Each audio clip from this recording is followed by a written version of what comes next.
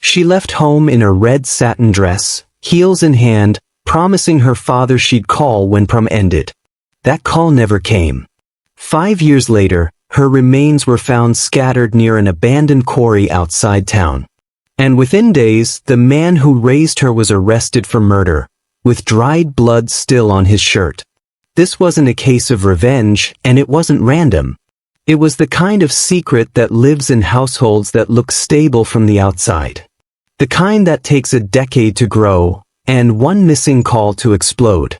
Because the night Nyla Hanley disappeared, someone in that house knew exactly where she was. On the evening of May 27, 2017, the Hanley residence in the quiet suburb of Brookhaven, Georgia, was filled with the usual sounds of preparation, soft music, the whir of a curling iron, laughter echoing from the hallway. It was prom night, and 19-year-old Nyla Hanley had spent the last hour adding final touches to her look. Her mother, Corinne, remained mostly upstairs, while her father, Ralph Hanley, waited by the door with his keys in hand. Nyla descended the staircase in a red satin dress, hair pulled up, makeup light, yet radiant. Her father stood in silent admiration for a few seconds before offering a soft smile and motioning to the door. According to Ralph, they had taken a few pictures outside near the family's front lawn, nothing professional, just quick snaps on his phone. There was no big crowd, no limo, no fanfare. Nyla had insisted she'd meet her friends at the venue. By 7:05 p.m., Ralph pulled up to the entrance of West Haven Community Hall, where her senior prom was being held. The area was already alive with music spilling out of the venue and dozens of students in suits and gowns mingling under the dim outdoor lighting. Ralph parked briefly, stepped out, and hugged his daughter. "Call me when you're ready," he reportedly said. "Doesn't matter how late." "I will," Nyla replied. She turned and walked toward the crowd, disappearing into the sea of color and music. Ralph watched for a moment, then drove off. That was the last time he saw his daughter alive. By 11:50 p.m., Ralph's phone hadn't buzzed. He assumed the night was running long. But by 12:30 a.m., he tried calling her. No answer. Another call at 12:45. Straight to voicemail. By 1:10 a.m., he was back in his car, driving toward the venue. When he arrived, the building was dark. Cleanup crews were already breaking down tables. A staff member remembered seeing Nyla earlier but said most of the students had already left an hour prior. According to witness accounts from several classmates interviewed later, Nyla was last seen outside the venue just after 10:30 p.m. She had been speaking to someone near a dark-colored sedan parked about 20 feet from the curb. Some thought the man was her boyfriend, though no one recognized him. Surveillance footage from a corner gas station across the street would later show a vehicle matching that description pulling away slowly around 10:48 p.m. There was no footage of Nyla entering the car, just a wide-angle clip of the vehicle lingering and then exiting the frame. By 2:30 a.m., Ralph contacted local police to file a missing person report. He said it was completely out of character for Nyla to go silent. Her phone remained off. Her social media accounts went inactive. The Hanleys' home turned quiet in the days that followed. Flyers were printed, interviews were conducted, and nearby woodlands were searched. But no one came forward with a clear identification of the man in the sedan, and no reliable leads emerged. The prom dress she wore, the phone she carried, and the scent she left on the passenger seat of her father's car became the only tangible reminders of a night that was meant to be a joyful milestone. The story, at this point, was simple. A beautiful teenager left her prom and was never seen again. No struggle. No blood. No body.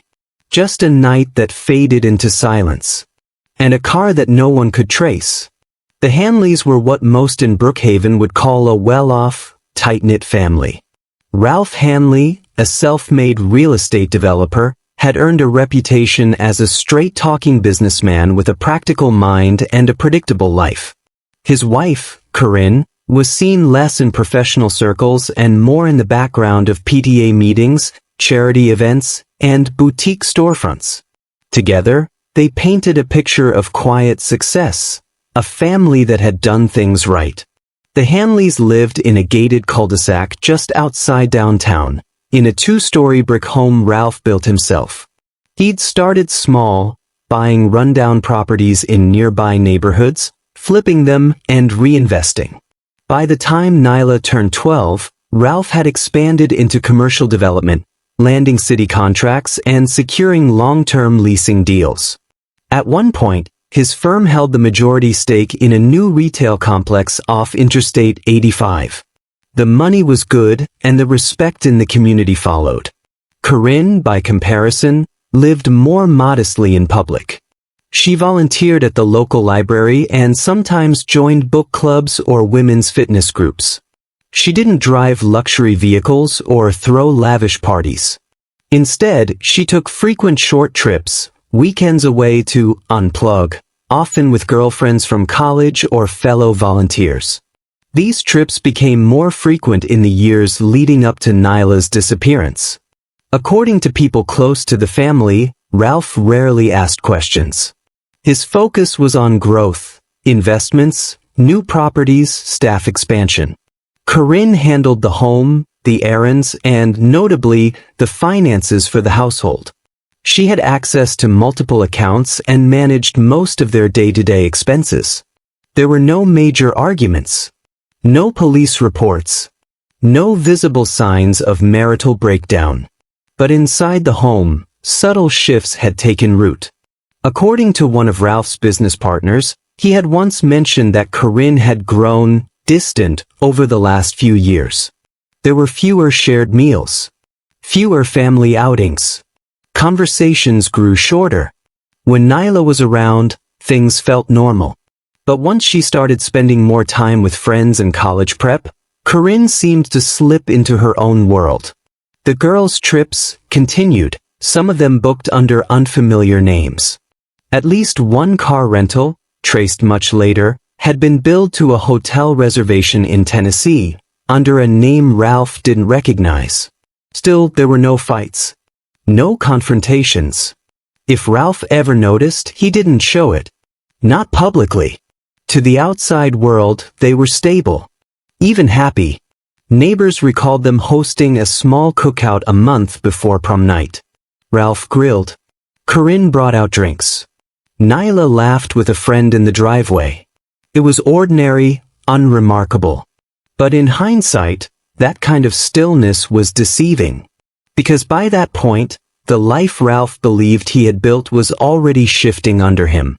The marriage, though intact on paper, was quietly unraveling.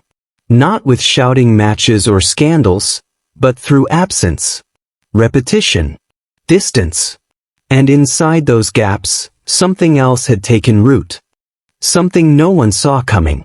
The first traceable contact between Corinne Hanley and Desmond Keyes appeared on a burner phone later recovered from the attic of the Hanley home. The messages began with just a name, D, and spanned nearly a decade of brief check-ins, private rendezvous, and emotional confessions. But the origins of their reconnection went further back than those texts. Desmond Keyes had been Corinne's first serious relationship, long before she met Ralph.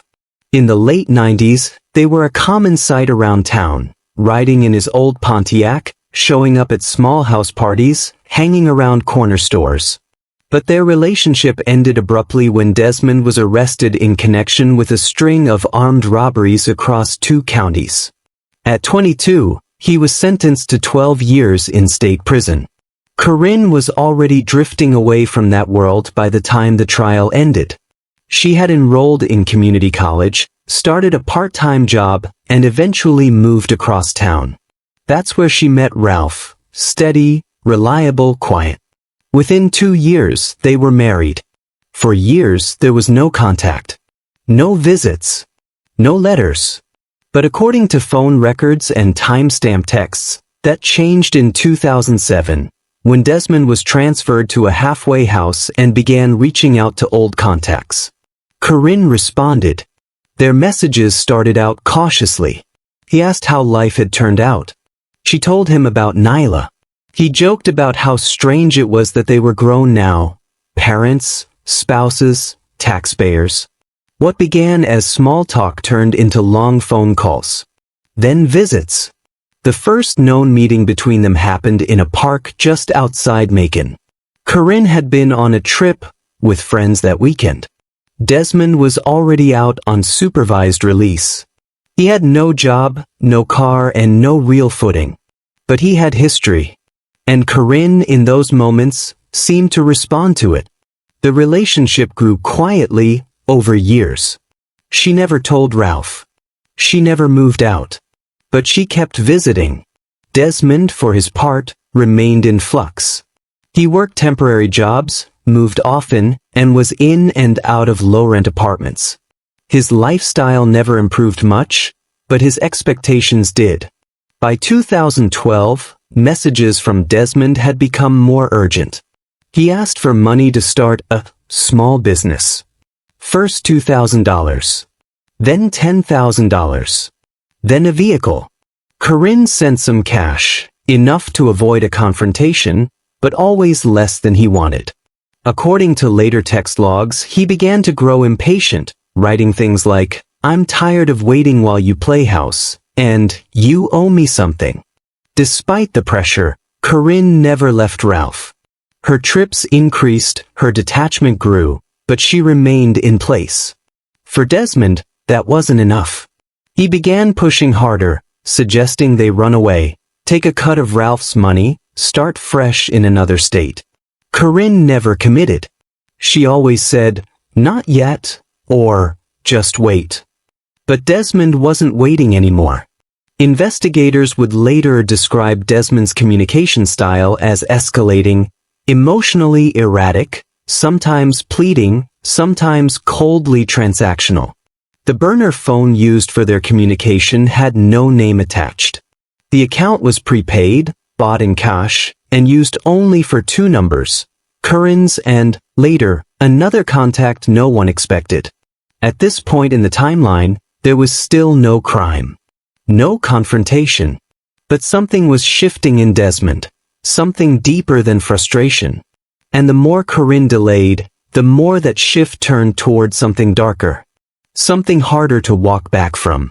In late March of 2017, just 2 months before her disappearance, Nyla Hanley began exchanging direct messages on Instagram with someone using the name Jay Carter.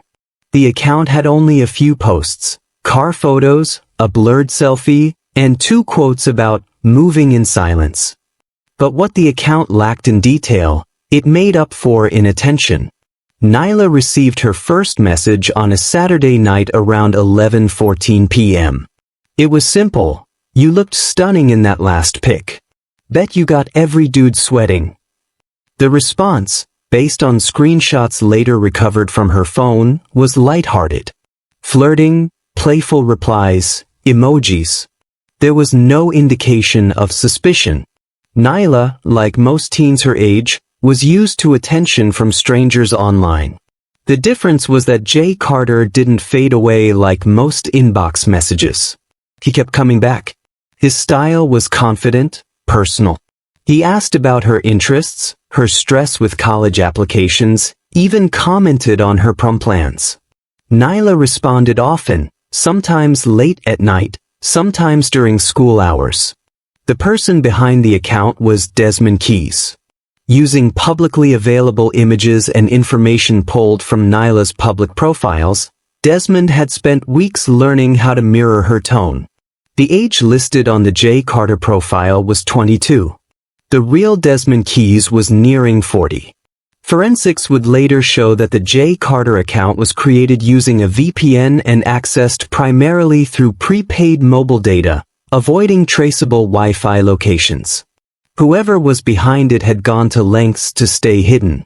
Over the course of April, the messages between Nyla and Jay grew more direct. He asked for photos, nothing explicit, but suggestive. She complied occasionally, sending outfit previews or close-up selfies. In return, he sent cropped shots of someone else's arms, someone younger, pulled from a modeling page. There were no video calls. Only texts, images, and voice notes that sounded distorted or brief. By May, the conversation shifted. Nyla mentioned prom and how she wasn't bringing a date. Her girlfriends had planned a group entrance, but she'd be free afterward. Jay suggested they meet, just to ride around, get food, and celebrate in private. She didn't say yes right away, but she didn't say no either. A few days later, the decision was made. They'd meet the night of her prom, after the event, outside the venue. Nyla gave a time window and a location, the side parking lot where most parents picked up their kids. He said he'd be in a black car with tinted windows. No details beyond that. Her friends later confirmed she mentioned meeting someone, but no one knew who. One friend, in a casual comment during an interview, said Nyla had been texting some guy from online and was really feeling him. No red flags were raised at the time. Teenagers connected online all the time. What made this different was who she was really talking to and who knew about it. There's no indication Nyla ever suspected the truth. The messages remained playful and trusting up until the very last exchange. "You still down for tonight?" Her reply, "Yeah, I'll find you after. Just be close." That message was sent at 5:42 p.m. on prom night. By 10:48 p.m., she would be seen stepping into a dark sedan with an unknown man. And by morning her phone would be dead. The bridge between Desmond and Corinne had already been paved in secrecy. But now, without even realizing it, Nyla was walking across it. Not as a partner, but as a target. According to records, the prom began on time at 7:30 p.m. held at West Haven Community Hall. Dozens of photos from that night would later surface. Nyla appeared in 3 of them. In each one, she's smiling. Hair up. A red satin dress with silver trim. No signs of unease. No indication that anything was out of place. Witness statements collected in the weeks that followed painted a fragmented timeline. Around 9:45 p.m., Nyla was last seen inside the venue dancing with her friend. They had been part of a small group that posed for photos near the back exit before heading outside to cool off. Another friend, Jacob Sellers, reported seeing Nyla alone near the curb at approximately 10:30 p.m., typing on her phone.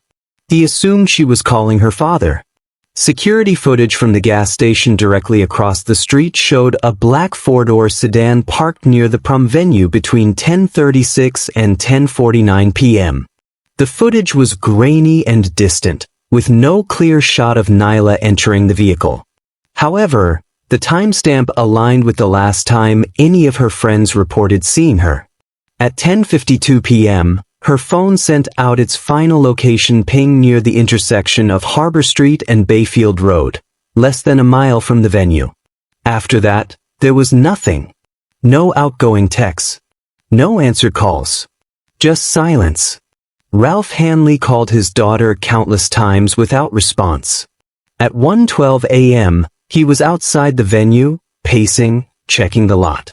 By 2:30 a.m., he was at the Brookhaven Police Department, filing a missing person report. Searches began that morning. The Hanleys' neighborhood was canvassed. Classmates were interviewed. But none had a full story. Nyla was seen stepping outside. She was seen near the curb. She was seen alone. But no one saw her leave. Detectives would later note the disturbing lack of physical evidence. No dropped phone. No abandoned shoes. No signs of forced movement. She had left quietly on foot or willingly by car. That distinction made all the difference, and left law enforcement with fewer leads. In the days following Nyla Hanley's disappearance, the Hanley residence became a base of operations for the growing search efforts. Volunteers came and went. Officers dropped by routinely. Ralph Hanley took calls at all hours, followed up on leads, printed updated flyers. From the outside, the household seemed united by crisis. But those close to the family began noticing something strange. Corinne Hanley, Nyla's mother, remained largely in the background. She wasn't absent, she was present. Just quite. She rarely spoke unless addressed. She rarely cried where others could see her. She didn't call local hospitals or push police for updates. While Ralph walked the neighborhood handing out flyers, Corinne stayed inside. By the spring of 2022, 5 years had passed since the night Nyla Hanley vanished. The flyers had faded. The school hallways that once echoed with her name had long quieted. And the case, like many others without a witness or suspect, was quietly classified as cold. Ralph Hanley never accepted that. Even after the official case status changed, Ralph continued searching. Every few months, he contacted the Brookhaven Police Department to ask about new leads. Detectives described him as persistent, but respectful. One officer recalled Ralph showing up with a flash drive full of maps, articles, and phone records he'd annotated himself. Most of the information was already known. Still, Ralph kept compiling. Then, in August of that year, a break came, not through forensics or technology, but through accident. A group of hikers cutting through a lesser-known trail system outside of Paulding County stumbled upon something strange. A scattering of bones near a dry creek bed, partially buried beneath loose rock and debris. At first, they believed the remains were animal. But a scrap of red fabric, tangled near what appeared to be a human jaw, stopped them cold. Police were called to the scene. Forensics teams arrived the next morning. The location was over 40 miles from where Nyla had last been seen. Over the following weeks, forensic anthropologists worked to extract and identify what they could. The bones were weathered, incomplete. But DNA testing confirmed it by mid-September. What was found near the creek bed was the remains of 19-year-old Nyla Hanley. The announcement brought no press conference. No televised statement. Only a quiet phone call to Ralph, and later, a confirmation meeting at the medical examiner's office. The day Ralph was notified, he reportedly didn't speak for hours. The family held a small private service the following week. There were no photographs. No obituary. Just a brief mention in the funeral home's guest book and a cremation request handled without a viewing. Corinne attended but said nothing. With Nyla's remains confirmed, the investigation reopened, but leads remained scarce. The cause of death could not be confirmed due to the condition of the remains. No clothing aside from the fabric scrap was recovered. There were no weapons, no traceable items, no known suspects. The vehicle from prom night was never located. But the tone of the case changed. It was no longer about a missing person. It was now a confirmed homicide.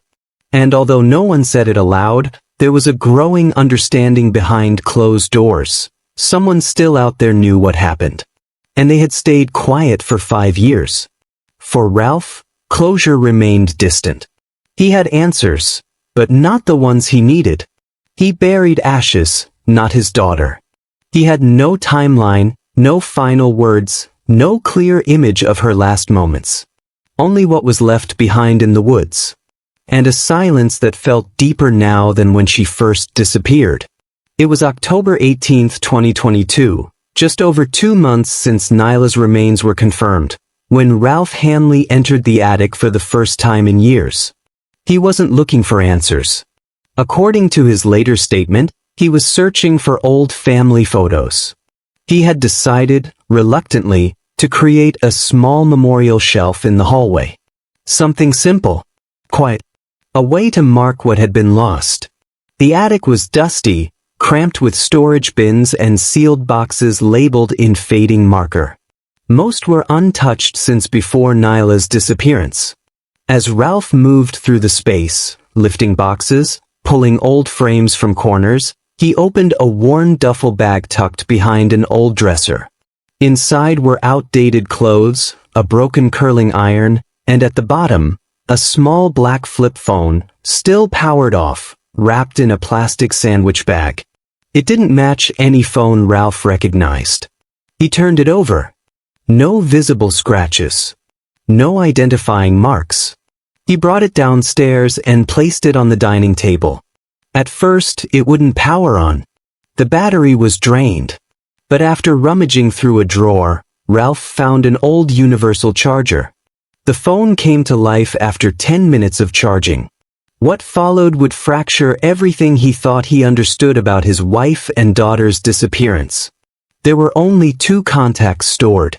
One labeled D, the other left blank. The call history was limited. Most calls were short, sporadic, and months apart. But the text messages were extensive. The earliest dated back over 9 years. The most recent stopped just weeks before Nyla's prom night. Ralph began scrolling. The tone of the conversations between Corinne and Dee shifted over time. First flirty, then more emotionally charged, and eventually transactional. Discussions about money. Mentions of secrecy. Locations. Wire transfers. Arguments. The more he read, the colder he became. A string of messages caught his eye from early 2017, weeks before Nyla disappeared. No names were used. No direct mention of Nyla. But the timing, the language, and the sheer familiarity between the 2 people on the phone made it impossible to misinterpret. One photo, deleted but recoverable from the phone's media cache, showed Desmond Keyes standing outside a motel room door. It was time-stamped just 3 days before prom night. Ralph sat with the phone in silence for hours. At 1:27 a.m., he called his brother, not the police. The words didn't come easily. But he made it clear, Corinne had known something. Maybe everything. By morning, he printed out several message threads and placed the phone in a Ziploc bag. He didn't tell Corinne he'd found it. He waited. 2 days later, she returned from an overnight trip, said to be with a cousin in Macon. As she unpacked in the bedroom, Ralph was seated at the kitchen table with the phone and printouts in front of him. There was no screaming. No questioning. No explanation. He simply asked, "How long?" Corinne, according to Ralph's account, looked at the phone, then looked at him, and said nothing. She didn't deny it. She didn't reach for the phone. Just stood there. For Ralph, that silence confirmed what the texts had already implied. The man who had taken his daughter had been speaking to his wife. For years. Under his roof. And whatever had really happened to Nyla, Corinne had never told him the truth. Not when it mattered. Not when she could have. Not even now. That minute changed everything. Ralph would later describe it as something that snapped in his chest. Rage, grief, betrayal, all folding in on themselves at once. The house had been full of ghosts for 5 years. Now, standing in the middle of it, was the one person who could have changed that, and chose not to. What happened next was not premeditated. There was no weapon retrieved. No calculated move. He struck her once. Then again. There was no shouting. No cries. Only the dull, rhythmic sound of fists against flesh. Corinne collapsed against the kitchen counter. A glass shattered as she fell. Her head struck the tile, then the cabinet edge. The autopsy would later list blunt force trauma to the head and chest as the cause of death. No single blow was fatal, but together, they were overwhelming. She died in the kitchen, less than 10 feet from the dining table. At some point, Ralph stepped away. He told no one, made no calls. He didn't attempt to clean the scene or move her body. He entered the garage, got into his car and drove. His intent, based on later statements, was to find Desmond Keyes. What route he took is unclear. But shortly before 11:30 a.m., while traveling along State Route 20, Ralph was pulled over at a routine police checkpoint set up for traffic violations.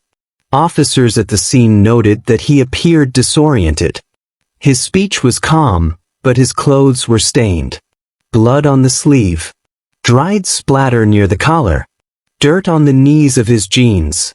When asked if he was all right, he said, "I don't think so." The officers called for backup. He was taken into custody without resistance. By the time investigators arrived at the Hanley residence later that afternoon, Curran's body was still on the kitchen floor. The scene was undisturbed, no signs of break-in, no forced entry.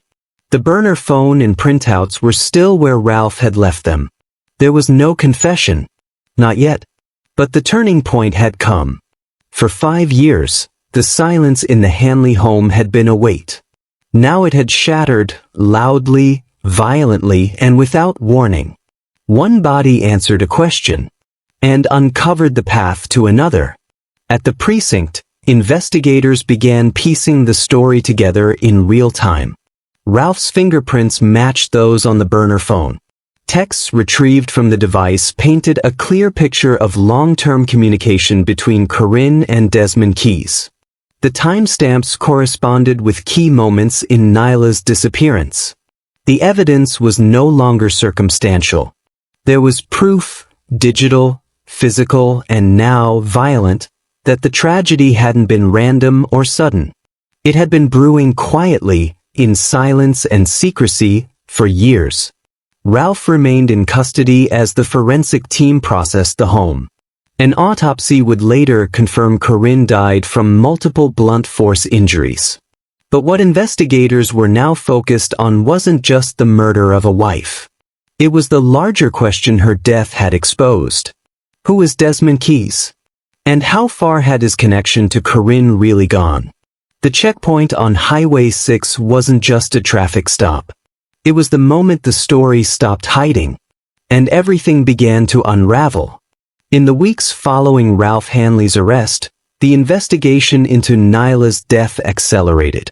With the burner phone in evidence and Corinne Hanley's body recovered from the scene, detectives turned their attention to the man at the center of the messages, Desmond Keyes. Within days, authorities tracked Desmond to a rental unit on the south side of Atlanta. Surveillance confirmed his presence at the property. On the morning of November 3, 2022, U.S. Marshals executed a coordinated arrest. He was taken into custody without incident. Inside the apartment, they recovered multiple prepaid phones, fake IDs, and several money order receipts, some dating back to 2017. Under interrogation, Desmond denied involvement in Nyla's death. He claimed the relationship with Corinne was old news, and that he had not seen her daughter in person at any point. But digital forensics told a different story. Cell tower data placed one of his burner phones within a 2-mile radius of West Haven Community Hall the night of Nyla's prom. The same number exchanged messages with Nyla's Instagram account in the days leading up to her disappearance, posing as Jay Carter. When confronted with the recovered messages, Desmond fell silent. He eventually requested legal counsel and ceased further cooperation. Prosecutors charged him with first-degree murder, aggravated enticement of a minor, and unlawful disposal of human remains. The motive, they argued, was a blend of exploitation, financial desperation, and emotional manipulation.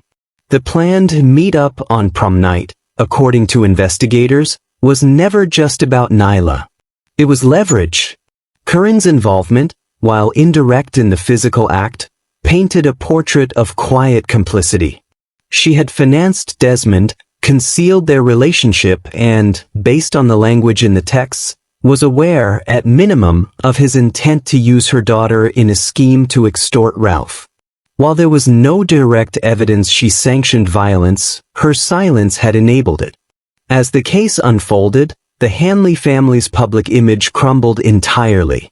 The double life Corinne led, the long trail of deception, and the horrifying crossover between her personal choices and her daughter's death became the center of trial testimonies. Ralph, now a widower and father of a murdered child, faced his own legal reckoning. He was charged with voluntary manslaughter for the killing of Corinne. His legal team argued extreme emotional disturbance in response to overwhelming betrayal and trauma. Given the evidence, her silence, the burner phone, the messages, prosecutors agreed to a plea deal. Ralph received a reduced sentence with the possibility of parole in under 10 years. Desmond Keyes' trial, by contrast, resulted in a full conviction.